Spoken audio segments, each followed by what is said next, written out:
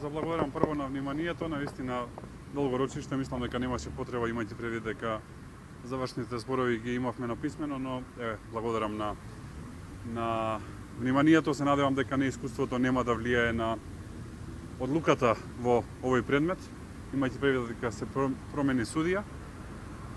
До сега се водеше коректно и се надевам дека така и ќе остане. Јас сум апсолутно убеден дека Зоран Заев не може да го добие овој спор против мене во тужбата за клевета. Всушност најдобар доказ за тоа е што повторно денес не се појави на рочиштето. Да ја потсетам јавноста дека тој ме тужи мене, а не го тужам јас него и тој не се појавува на рочиштата на кој што ме тужи мене. Ве заморуваме вас, ја заморуваме јавноста со банални работи, со работи кои што се добро познати на македонската јавност, за кои што всушност суд даде и народот на изборите кои што се одржаа во неделата на 31 октомври. Така што самото негово непојавување во судот многу говори за тоа на чија страна е вистината. А вистината е јасна, едноставна. Тоа е дека во Македонија имаше рекет, дека предмет на рекет беа повеќе од еден бизнисмен, дека беа изрекетирани многу средства, дека имаше јасна пирамида и јасно е кој беше на врвот на таа пирамида. Очекувам судот да донесе одлука, односно пресуда во моја корист. Благодарам, поедете ако има прашање. Од кои аргументи сметате дека во ваша корист ќе биде донесена одлуката од страна на судот?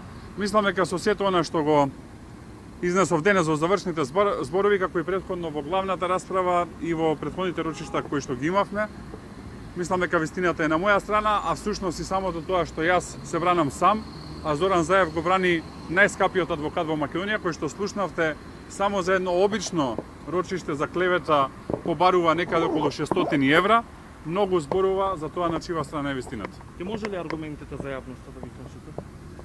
Па, мојата изјава е јасна, позната од 2019 година, тогаш кога се уште аферата рекет не беше целосно позната во јавноста, се тврдеше дека се работи за ситен случај во кој што предмет на рекет бил само еден бизнисмен. Јас кажав дека се предмет на рекет повеќе бизнисмени и дека не се мали средствата кои што се изрекетирани, туку се големи, дека тоа е една добро организирана акција која што има добра структура, на чии што врв е лично Зоран Заев. Тоа подосна во текот на овие 2 и нешто години јавноста го виде и се потврди. Го видовме низ многу јавни настапи, го видовме и во судски процеси, но во тој момент беше непознато. Јас решив да го кажам тоа. Зоран Заев не го демантира, после тоа реши да ме тужи за клевета и еве сме денес при крај на ова судско рочиште за клевета.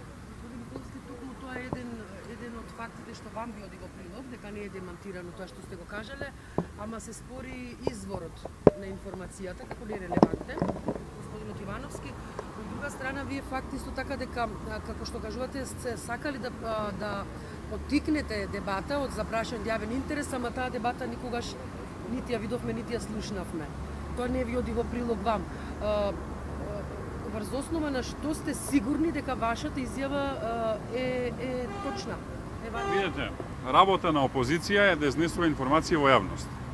Работа на власта е, доколку се точни да ги процесуираат соодветните органи, доколку не се точни да ги демантира, а не да ги носи политичарите на суд.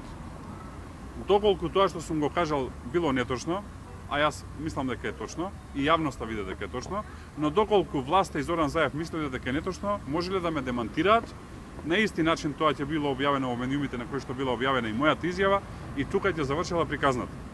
Не ме демантираат, не излегуваат со податоци во јавност, туку доаѓаат на суд со најскапиот адвокат во Македонија и не се појавува на судските рочишта, што само зборува со каков човек имаме работа.